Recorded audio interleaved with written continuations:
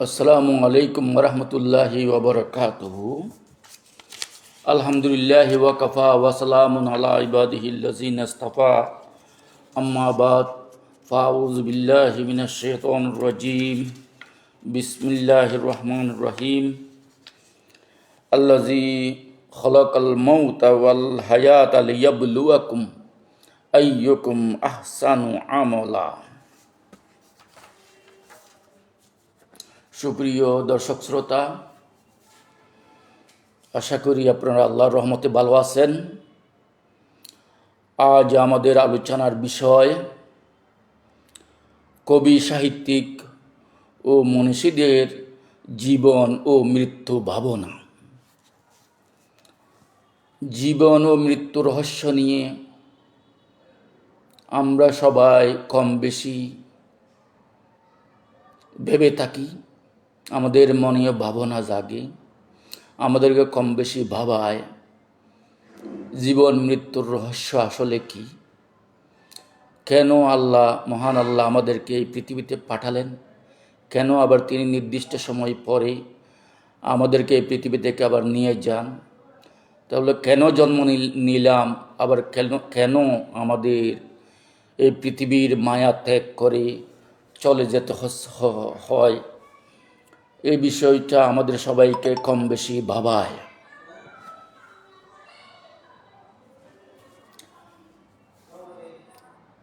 জীবন ও মৃত্যু পরস্পর অবিচ্ছেদ্য অংশ, অবিচ্ছেদ্য অঙ্গ। জন্মিলে মরিতে হবে। জীবন মৃত্যুর সন্ধিক্ষণে মানব জীবন। তাহলে কেন আল্লাহ এই জীবন এবং মৃত্যুর মধ্যে কি রহস্য রেখেছে, এখান থেকে আমাদের কি শিক্ষণীয়? এবং এই পৃথিবীর প্রখ্যাত কবি, সাহিত্যিক, মনীষী, দার্শনিক এবং পবিত্র কোরআন ও হাদিসের দৃষ্টিভঙ্গি কি এই বিষয়ে, তারা আসলে তাদের বক্তব্যটা কি, জীবন মৃত্যুর রহস্যটা কি, এ নিয়ে আমাদের সংক্ষিপ্ত আজকের আলোচনা। জীবন ও মৃত্যু একই মুদ্রার এপিঠ ওপিঠ। সৃষ্টির আদি থেকে আজ অবধি এই রহস্য মানব মনকে ভাবিয়ে তুলেছে। দার্শনিকদের কাছে এটি এক অনন্ত জিজ্ঞাসা, কবিদের কাছে এক গভীর প্রেরণা, আর বিশ্বাসীদের কাছে এটি এক অবিনশ্বর জগতের প্রবেশদ্বার। চলুন প্রখ্যাত সাহিত্যিকদের লেখনী এবং ইসলামের শাশ্বত বার্তার আলোকে এই ভাবনার ভ্রমণে বের হওয়া যাক। কবি, সাহিত্যিক ও মনীষীদের জীবন মৃত্যু ভাবনা। বাঙালি কবিরা মৃত্যুকে কখনো বন্ধুরূপে, কখনো বা প্রকৃতির অমোঘ পরিবর্তনের অংশ হিসেবে দেখেছেন। বিশ্বকবি রবীন্দ্রনাথ ঠাকুর বাংলা সাহিত্যের একমাত্র নোবেল বিজয়ী কবি, যিনি কবি হওয়ার পাশাপাশি তিনি একজন দার্শনিকও ছিলেন। সাহিত্যের প্রতিটি শাখা প্রশাখায় তার সগর্ব সদর্প বিচরণ।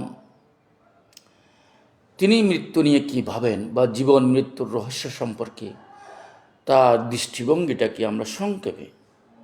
বিশ্বকবি রবীন্দ্রনাথ ঠাকুরের ভাষায়, মরণ রে তুহু মম শ্যাম সমান।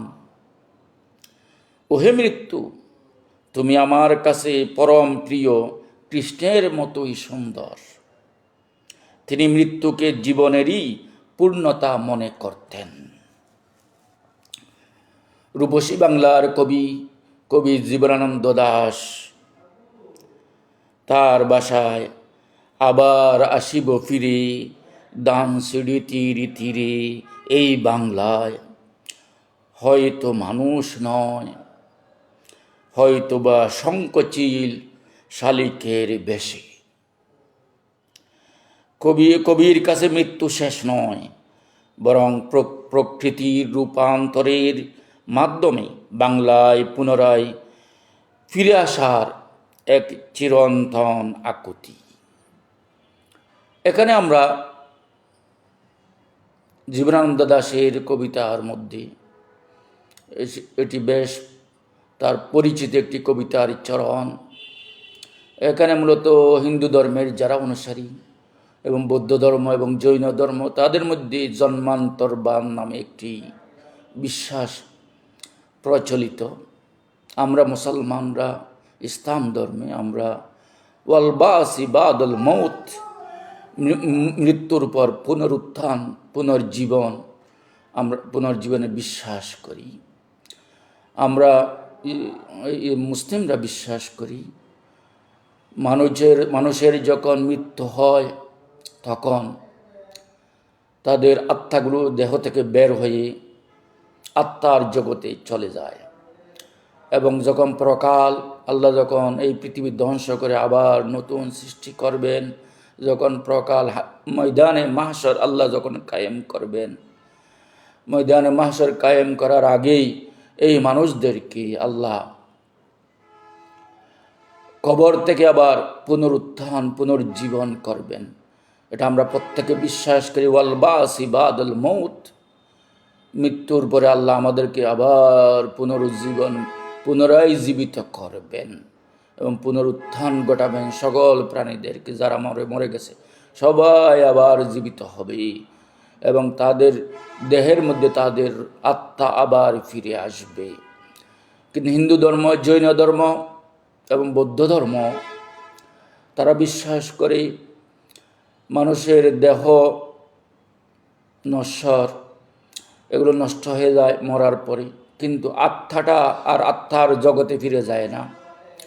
তাদের কর্মফল গুণে তাদের এই আত্মা ক্রমান্বয়ে, হিন্দু ধর্মের বিশ্বাস অনুসারে তাদের এই আত্মা যদি ভালো মানুষ হয় তাহলে এই আত্মা ক্রমান্বয়ে 85 লক্ষ বার 85টি জরায়ুতে প্রবেশ করে বারবার জন্মান্তর ঘটে। এটাই হলো হিন্দু ধর্মের বিশ্বাস। এবং এইভাবে জন্মান্তর ঘটতে ঘটতে এরপরে এই আত্মার বিনাশ হয় এবং তখন তাদের মুক্তি বা নির্বাণ ঘটে। এবং যদি তারা খারাপ মানুষ হয় দুনিয়াতে, তাহলে তাদের আত্মাগুলো বলা হয় শূকর কুকুরের জরায়ুতে প্রবেশ করে এইভাবে 45 লক্ষ বার 45 লক্ষটি জরায়ুতে প্রবেশ করে বারবার জন্মান্তর ঘটে, এরপরে আত্মার বিনাশ ঘটে। এগুলো তাদের ধর্মীয় বিশ্বাস। যাই হোক, কিন্তু আমরা মুসলমানরা বিশ্বাস করি মানুষ মরার পর আত্মার জগতে চলে যায় এবং পুনরুত্থানের সময় এই আত্মা আবার তাদের দেহে প্রবেশ করিয়ে নতুনভাবে দেহ সৃষ্টি করে, হুবহু দুনিয়ার যে দেহ এটাই আবার সৃষ্টি করবে। কিন্তু পৌত্তলিকদের মধ্যে অনেকেই আছে যে অনেকে মনে করে, তারা পরকালে বিশ্বাস করে না। আমরা তো মরে যাব, আমাদের দেহ মাটি খেয়ে ফেলবে, এই পচা দেহ যেটা মাটির সাথে মিশে গেছে, যে হাড় মাটি হয়ে গেছে, এই দেহকে আল্লাহ আবার পুনরুজ্জীবন করবেন। তারা অনেকেই পরকালে বিশ্বাস করে না। তারা অনেকেই বলে তাই কিসের স্বর্গ কিসের নরক, এটাই স্বর্গ এটাই নরক। তাহলে স্বর্গ নরক এই পৃথিবীতে যারা এখানে সুখে আছে তারা স্বর্গে আছে, যারা দুঃখে আছে তারা নরকে আছে, তারা এই ধরনের বিশ্বাস করে। কিন্তু আমরা বলি যে দুনিয়াতে আল্লাহ মানুষ সৃষ্টি করেছেন, মানুষের তো কোনো অপরাধ না। আল্লাহ কেন কিছু মানুষকে গরিব রাখলেন আর কিছুকে ধনী করলেন, কিছু মানুষকে সুখে শান্তিতে রাখলেন আর কিছু মানুষকে আজীবন কষ্টে রাখলেন?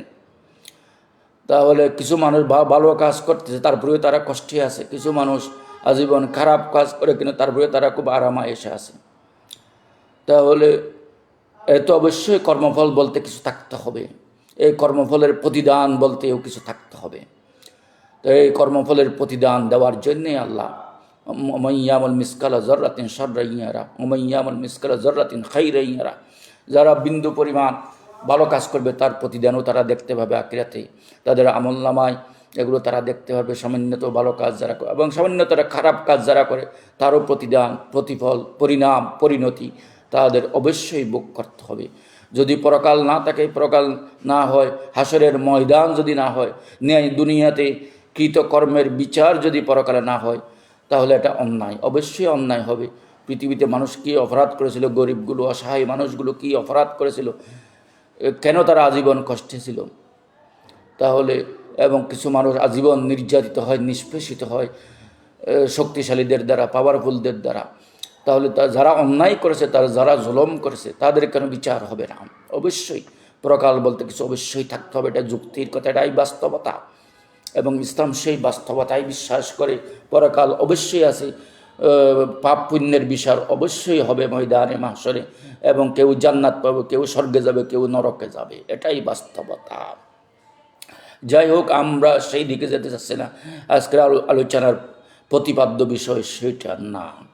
আজকে আমাদের হলো জীবন মৃত্যুর সন্ধিক্ষণে মানব জীবন, মানুষের জীবন এবং মৃত্যু রহস্য, মানুষের জীবন এবং মৃত্যু নিয়ে ভাবনা।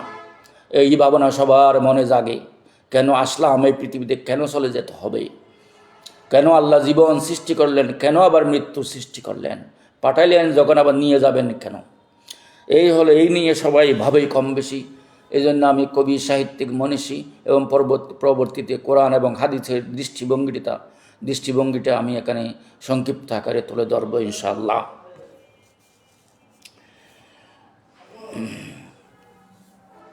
তাহলে পশ্চিমা যারা লেখক, কবি, সাহিত্যিক, পাশ্চাত্য সাহিত্যে মৃত্যুকে বীরত্ব ও বাস্তবতার নিরিখে দেখা হয়েছে। কবি জন ডান তার ভাষায়, "Death be not proud, though some have called thee mighty and dreadful, for thou art not so." মৃত্যু, তুমি অহংকার করো না, যদিও কেউ কেউ তোমাকে শক্তিশালী ও ভয়াবহ বলে, আসলে তুমি তা নও। বিখ্যাত ইংরেজ কবি উইলিয়াম শেক্সপিয়ার তার ভাষায়, "Cowards die many times before their deaths. The valiant never taste of death but once."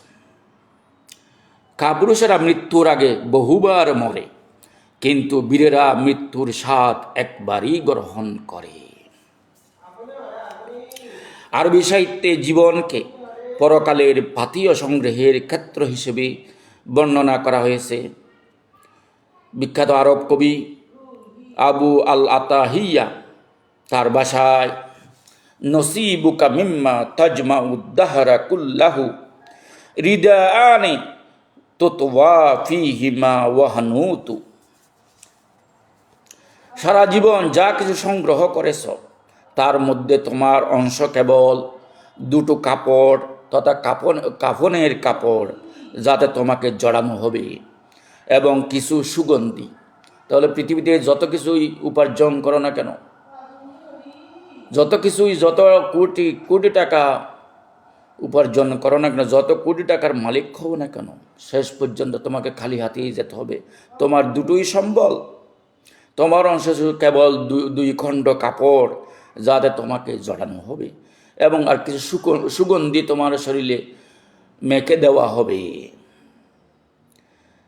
ইমাম শাফি রহমতুল্লাহ আলাইহির ভাষায়, তিনি একজন ইমাম, ফিকহ শাস্ত্রের অন্যতম শাফি মাজহাবের ইমাম হওয়া সত্ত্বেও তিনি একজন বিখ্যাত কবিও ছিলেন। ইমাম শাফি রহমতুল্লাহ আলাইহির ভাষায়, "ওয়ামান হাবা আসবাবাল মানায়া ইয়ানাল্লাহু ওয়া ইন ইয়ারকা আসবাবাস সামাই বিসুল্লামি।" যে ব্যক্তি মৃত্যুর কারণগুলো দেখে ভীত হয়, মৃত্যু তাকে নাগাল পাবে।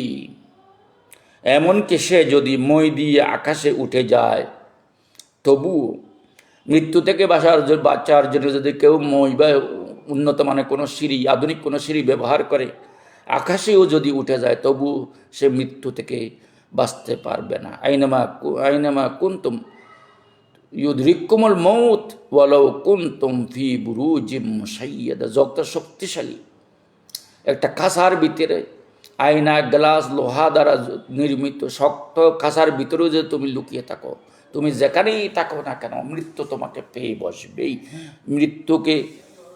মৃত্যুকে হারানো, মৃত্যু থেকে বেঁচে যাওয়া, মৃত্যু থেকে পালানো তোমার পক্ষে কখনো সম্ভব হবে না। উর্দু কবিদের কাছে জীবন এক দহন, আর মৃত্যু সেই দহন থেকে। উর্দু কবিদের কাছে জীবন এক দহন, জীবন হলে কে দহন, আর মৃত্যু সেই দহন থেকে মুক্তির পথ। বিখ্যাত উর্দু কবি মির্জা গালিব তার বাসায় কয়দে হায়াত ওবন্দে গম আসল মে দুনৌ এক হ্যাঁ, মৌসে পहिले आदमी गम से नजात पाए क्यों। জীবনের বন্ধন আর দুঃখের কারাবাস আসলে একই কথা। মৃত্যুর আগে মানুষ দুঃখ থেকে মুক্তি পাবে কেন? তাহলে জীবন মানেই দুঃখ, জীবন মানেই যন্ত্রণা, নয়তো সুখের বিছানা।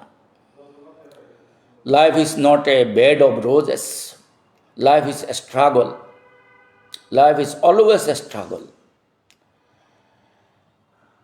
তাহলে এই জীবন যন্ত্রণা থেকে মৃত্যুর আগে মুক্তি পাওয়ার কোনো উপায় নেই। মরলে তখন তুমি যাবতীয় জীবনের যন্ত্রণা, টেনশন থেকে তুমি মুক্তি পাবে।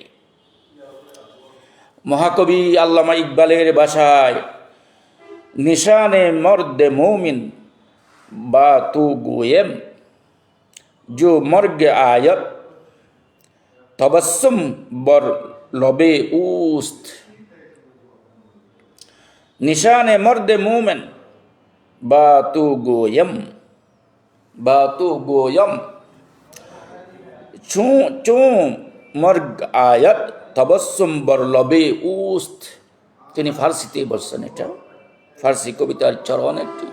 মহাকবি ইকবাল যেমন উর্দু ভাষার অন্যতম কবি, প্রধান কবি, তেমনি তিনি ফার্সি ভাষায় প্রচুর কবিতা তিনি লিখেছেন। এই দুটো ভাষায় সমানভাবে তিনি কবিতার চর্চা করতেন। তিনি বলতে চাচ্ছেন, আমি কি তোমাকে মুমিনের লক্ষণ বলবো? একজন মর্দে মুমিনের লক্ষণ কি?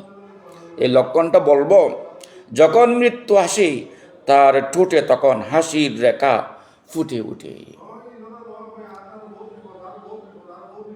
তাহলে সত্যিকারের একজন মর্দে মুমিন যখন মরে যায়, মৃত্যুর মুহূর্তে তিনি কাঁদেন না, তিনি হাসেন। তাহলে তিনি মুমিনে কামেল, মর্দে কামেল। তাহলে তার সফলতা, জীবনের সফলতায় নিয়েই আল্লাহর দরবারে তিনি উপস্থিত হচ্ছে যাবতীয় আমল নিয়ে, আমল ইমানে পরিপূর্ণ হইয়া। একজন মুমিনে কামিলের যখন মৃত্যু হয় তিনি কাঁদেন না, পৃথিবীর জন্য আফসোস করেন না, বরং তার ঠোঁটের মধ্যে হাসির রেখা ফুটে ওঠে। তাহলে যেমন কবি বলেছেন, এমন জীবন তুমি করিবে গঠন, মরণে হাসিবে তুমি কাঁদিবে ভুবন। তুমি যেদিন এসেছিলে ববে, কেঁদেছিলে তুমি হেসেছিলে সবে। এমন জীবন তুমি করিবে গঠন, মরণে হাসিবে তুমি কাঁদিবে ভুবন। এটারই সমার্থক। তাহলে মুমিন ব্যক্তির মৃত্যু যখন হয় তখন তার মুখে হাসির রেখা ফুটে ওঠে। এই তো মর্দে মুমিনের জীবন, সফল জীবন।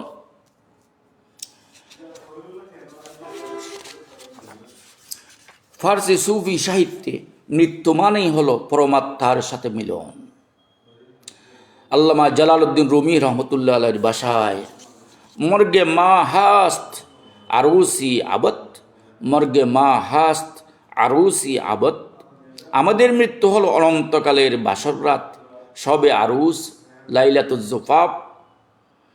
তাহলে আমাদের মৃত্যু হলো অনন্তকালের বাসর রাত। আমরা দুনিয়াতে কষ্ট ছিলাম, যখন মরে যাব বাসর রাতের যে আনন্দ, সে তেমন মৃত্যুটা যেন অনন্তকালের বাসর রাতের মতো আমাদের মৃত্যু। বিখ্যাত কবি, ফার্সি কবি উমর খৈয়াম তার ভাষায়, ই কাফেলায়ে উমর আজব মি গুজরদ, ই কাফেলায়ে উমর আজব মি গুজরদ। জীবনের এই কাফেলা কি অদ্ভুত দ্রুততায় এগিয়ে চলেছে। তিনি জীবনের প্রতিটি মুহূর্তকে বর্তমানের আনন্দে উপভোগ করার তাগিদ দিয়েছেন। তিনি বলতে চাচ্ছেন জীবনের এই কাফেলা কি অদ্ভুত দ্রুততায় এগিয়ে চলেছে। আমরা তো বসে নাই, সময় কি time is tide wait for none. তাহলে সময় এবং স্রোত কার জন্য বসে? সময় দ্রুত, জীবনের গতিতে দ্রুত এগিয়ে চলেছে। আমাদের বয়স এখন 50-60 হয়ে যাচ্ছে, কিন্তু এখনো মনে হচ্ছে এই জন্ম নিয়েছি মায়ের পেট থেকে বেশি দিন হয়নি। তাহলে জীবনের 2/3 আমরা অলরেডি পার করে এসেছি। তাহলে জীবনের এই কাফেলা কি অদ্ভুত দ্রুততায় এগিয়ে চলেছে। তিনি জীবনের প্রতিটি মুহূর্তকে বর্তমানের আনন্দে উপভোগ করার তাগিদ দিয়েছেন। তাহলে চলে যাব, হতাশার কোনো কারণ নাই। আমল করে যাব, কিন্তু জীবনটাকে আনন্দের সাথে উপভোগ করো। হতাশায় ভোগে কোনো লাভ নাই, দুশ্চিন্তার কোনো কারণ নাই। পরিশ্রম করে যাও, আল্লাহর সাধনা করে যাও, সফলতা আসবে। জীবনের সুখ দুঃখ এটাই চিরসাথী। এই যে দুনিয়া মানে সুখ দুঃখ পাশাপাশি, সেই বাস্তবতা মেনে নিয়ে আমাদেরকে জীবন অতিবাহিত করতে হবে, জীবনকে উপভোগ করতে হবে। ইসলামে জীবন এক পরীক্ষাগার এবং মৃত্যু হলো পরকালীন অনন্ত যাত্রার সেতু। তাহলে ইসলামের দৃষ্টিতে জীবন হলো একটি পরীক্ষাগার, আর দুনিয়া কি জীবন হলো কি আর দুনিয়া মৌদাউল ইখতিবার। দুনিয়া হলো একটা পরীক্ষাগার, মৌদাউল ইমতিহান। আর দুনিয়া মজরাতুল আখিরাহ বলা হয়েছে হাদিসে। দুনিয়া হলো আখিরাতের শস্যক্ষেত্র। তাহলে ইসলামী জীবন এক পরীক্ষাগার এবং মৃত্যু হলো পরকালীন অনন্ত যাত্রার সেতু।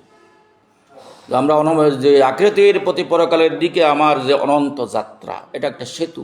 আমি মৃত্যুবরণ না করলে আখিরাতের দিকে আমি যাত্রা শুরু করতে পারবো না। পবিত্র কোরআনের দৃষ্টিভঙ্গি জীবন মৃত্যু নিয়ে। মহান আল্লাহ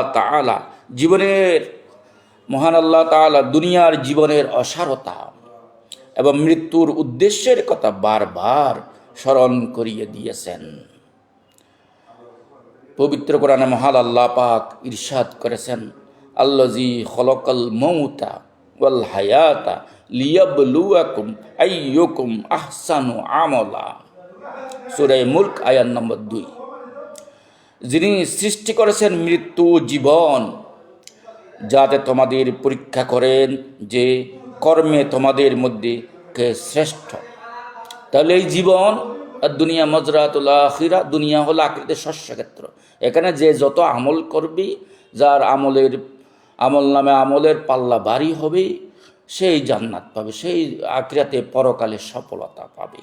তাহলে এই জীবন তাহলে তোমাদের মধ্যে উত্তম কর্মে কে শ্রেষ্ঠ, কে ভালো আমল করতে পারো, এটাই হলো সেই পরীক্ষাগার।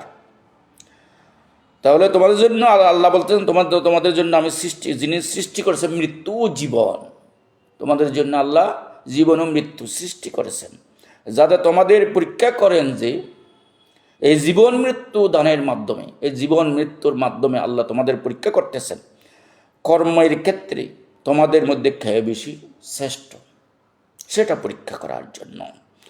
পবিত্র কোরআনের অন্য আয়াতে বলা হয়েছে, কুল্লু নফসিন যায়িকাতুল মউত, প্রত্যেক প্রাণীকে মৃত্যুর স্বাদ গ্রহণ করতে হবে। সূরা আলে ইমরান আয়াত নম্বর 185। তাহলে কুল্লু নফসিন যায়িকুন বলা হয়েছে, কুল্লু নফসিন যায়িকাতুল মউত। তাহলে কুল্লু মউতু কাসিন কুল্লু নাসিন শারিবুন, মৃত্যু হলো এমন এক পেয়ালা, যে পেয়ালা থেকে সবাইকে পান করতে হবে। এই মৃত্যু পেয়ালা থেকে পানি পান না করে, এই মৃত্যুর স্বাদ গ্রহণ না করে কেউ থাকতে পারবে না। যখন জন্ম নিয়েছেন অবশ্যই মৃত্যুবরণ করতে হবে। এই পৃথিবীতে চির অমর হয়ে, আত্মার দিক দিয়ে, শরীরের দিক দিয়ে অমর হয়ে থাকতে পারবেন, কর্মে অমর হয়ে থাকতে পারবেন, কিন্তু আপনার দেহ, আপনার আত্মা, আপনার দেহ একা থাকবে না, নির্দিষ্ট সময় পর্যন্ত থাকবে। রাসূলুল্লাহ সাল্লাল্লাহু আলাইহি ওয়াসাল্লাম মুমিনদেরকে দুনিয়াতে নির্মোহ থাকার পরামর্শ দিয়েছেন। মহানবী হযরত মুহাম্মদ মুস্তাফা সাল্লাল্লাহু আলাইহি ওয়াসাল্লাম বলেছেন, কুন ফিদ দুনিয়া কাআন্নাকা গরীবুন আও আবিরু সাবিলিন। সহিহ বুখারী। কুন ফিদ দুনিয়া কাআন্নাকা গরীব আও আবিরু সাবিল। দুনিয়াতে এমনভাবে থাকো যেন তুমি একজন অপরিচিত আগন্তুক অথবা পথচারী। তাহলে তুমি দুনিয়াতে এভাবে বসবাস করো যেন তুমি একজন অপরিচিত আগন্তুক।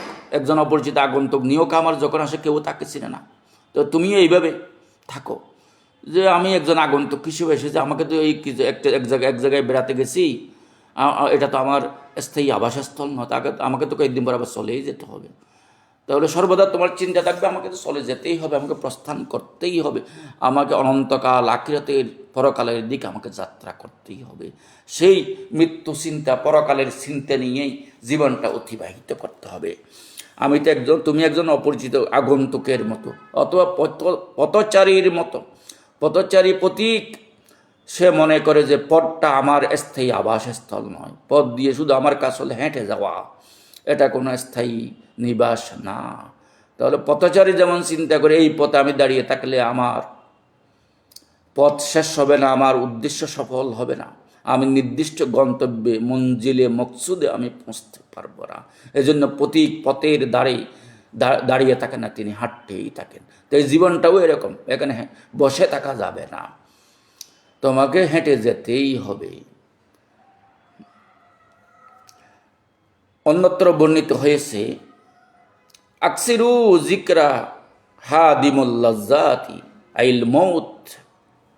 তোমরা জীবনের স্বাদ বিনাশকারী মৃত্যু সম্পর্কে বেশি বেশি স্মরণ করো। তাহলে এখানে হাদিসের মধ্যে সর্বদা মৃত্যুকে স্মরণ করতে বলছে। তাহলে যে আপনার মনে এটা সর্বদা করতে, আমি এই দুনিয়া আমার স্থায়ী ঠিকানা নয়, এই দুনিয়া আমার স্থায়ী আবাসস্থল নয়, পরের জায়গা, পরের জমি ঘর বানাইয়া আমি রই, আমি তো এই ঘরের মালিক নই। তাহলে এখানে আমরা ঘর বানাইয়া থাকি, কিন্তু এই ঘরের মালিক আমি নই, এই ঘর ছেড়ে আমাকে চলে যেতে হবে। তাহলে তোমার জীবনের স্বাদ বিনাশকারী মৃত্যু সম্পর্কে বেশি বেশি স্মরণ করতে হবে। আমি তো চলে যাব, এটা আমার স্থায়ী আবাস, স্থায়ী নিবাস আমার নয়। তাহলে উপরে আমরা যে বিষয়গুলো উল্লেখ করেছি, বিভিন্ন কবি, সাহিত্যিক, মনীষী এবং পবিত্র কোরআন এবং হাদিসের যে বাণীগুলো আমরা এখানে আলোকপাত করেছি, এ থেকে আমাদের কি শিক্ষণীয়, এসব বিষয় থেকে আমরা কি শিক্ষা পাই? জীবন ও মৃত্যুর এই দার্শনিক ও ধর্মীয় আলোচনা থেকে নিম্নোক্ত শিক্ষাগুলো অর্জন করা যায়। সময়ের সদ্ব্যবহার। জীবন অত্যন্ত ক্ষণস্থায়ী, তাই প্রতিটি মুহূর্তকে অলসতায় না কাটিয়ে নেক কাজের মাধ্যমে, সৎকর্মের মাধ্যমে জীবনকে অর্থবহ করে গড়ে তুলতে হবে। অহংকার ও আসক্তি ত্যাগ করতে হবে। মৃত্যু আমাদের মনে করিয়ে দেয় যে আমরা রিক্ত হাতে এসেছি এবং রিক্ত হাতেই ফিরে যাব, খালি হাতে এসেছি, খালি হাতেই ফিরে যাব। তাই দুনিয়ার ধনসম্পদের মোহে অন্ধ হওয়া বোকামি ছাড়া আর কিছুই না। আশাবাদিতা। মৃত্যু মানেই শেষ নয়, মুমিনের জন্য এটি কষ্টের দুনিয়া। মুমিনের জন্য এটি কষ্টের দুনিয়া থেকে আরামের আখিরাতে যাওয়ার প্রবেশদ্বার। এই জন্য হাদিসে বলা হয়েছে, আর দুনিয়া সিজনুল মুমিনি ওয়া জান্নাতুল কাফির। এই দুনিয়া হলো মুমিনের জেলখানা এবং কাফিরের জন্য জান্নাত। তাহলে এই দুনিয়া হলো মুমিনদের জন্য একটা কষ্টের জায়গা। এই দুনিয়া থেকে আরামের স্থায়ী জায়গা কোথায়? আখিরাতের দিকে যাওয়ার প্রবেশদ্বার হলো এই দুনিয়া, এই জীবন। এই দুনিয়ায় আসলে আমি প্রকালে যেতে পারবো, স্থায়ী নিবাসে চলে যেতে পারবো। তাহলে স্থায়ী নিবাসে সফর করার প্রথম এই মাধ্যম হলো এই দুনিয়া, এই জীবন, দুনিয়াবী জীবন। দুনিয়াবী জীবন শেষ করে আমরা পরকালের চিরস্থায়ী জীবনে আমরা প্রত্যাবর্তন করব। প্রস্তুতি ও জবাবদিহিতা। যেহেতু মৃত্যুই শেষ কথা নয়, তাই পরবর্তী জীবনের অনন্ত যাত্রার জন্য ঈমান ও আমলের পাথেয় আমাদের সবাইকে সংগ্রহ করতে হবে। জীবন হলো একটি সুযোগ, আর মৃত্যু হলো সেই সুযোগের মূল্যায়ন। তাহলে আল্লাহ একটি সুযোগ দিছে তো আপনাকে, 60, 70, 50 বছর, 100 বছর আপনাকে একটা সুযোগ দিছে। আপনি আল্লাহর বান্দা, আপনি আল্লাহর সৃষ্টি, আল্লাহ খালেক, আল্লাহ বিধানদাতা, আল্লাহ সব কিছুর স্রষ্টা। আপনি দুনিয়াতে গিয়ে সৎকর্ম করেন না কুকর্ম করেন, ভালো ফসল তোলেন নাকি খারাপ ফসল তোলেন, এটা একটা পরীক্ষাগার, একটা সুযোগ আপনাকে দিয়েছে। এই সুযোগকে কাজে লাগাতে হবে আমাদেরকে। তাহলে জীবন হলো একটি সুযোগ, আর মৃত্যু হলো সেই সুযোগের মূল্যায়ন। আপনি দুনিয়া থেকে কী করেছেন তার মূল্যায়ন হবে মৃত্যুর মাধ্যমেই। মানুষও মূল্যায়ন করবে আপনি পৃথিবীতে এসে এই দুনিয়াতে যে সময়টা কাটালেন আপনার নির্দিষ্ট বয়সের, এখানে জনকল্যাণমূলক এই দেশের জন্য, এই মানুষের জন্য, সাধারণ মানুষের জন্য কি করেছেন, তাই না? ইরহামু মান ফিল আরদ ইয়ারহামুকুম মান ফিস সামা। তুমি জগৎবাসীকে দয়া করো, আসমানবাসী আল্লাহ তোমাকে দয়া করবেন। আহসিন কামা আহসানাল্লাহু ইলাইক, মানুষের উপকার করো। আল্লাহ যেমন তোমাকে সৃষ্টি করে, এই পৃথিবীতে লালিত পালিত করে, আরাম আয়েশে রেখে আল্লাহ যেমন এহসান করেছে, তুমিও তোমার সাধ্য মতো মানুষের এহসান করার, মানুষের উপকার করার চেষ্টা করো। তাহলে এই সুযোগ, এই জীবন হলো একটি সুযোগ, আর মৃত্যু হলো সেই সুযোগের মূল্যায়ন। কবিদের কলমে মৃত্যু প্রেমের বা বিরহের মহাকাব্য হলেও ইসলামের দৃষ্টিতে তা এক অমোঘ বাস্তবতা ও জবাবদিহিতার দুয়ার। মৃত্যুকে এড়িয়ে যাওয়ার কোনো সুযোগ নেই, বরং মৃত্যুকে স্মরণে রেখে জীবনকে কল্যাণের পথে পরিচালিত করাই হলো প্রকৃত প্রজ্ঞা। জীবনের দীপশিখা নির্বাপিত হওয়ার আগেই যেন আমরা আমাদের কর্মের মাধ্যমে অমরত্ব লাভের পাথেয় সংগ্রহ করতে পারি। এটাই হোক আমাদের অঙ্গীকার। আমা তৌফিক ইল্লা বিল্লাহ। আসসালামু আলাইকুম ওয়া রাহমাতুল্লাহি ওয়া বারাকাতুহু।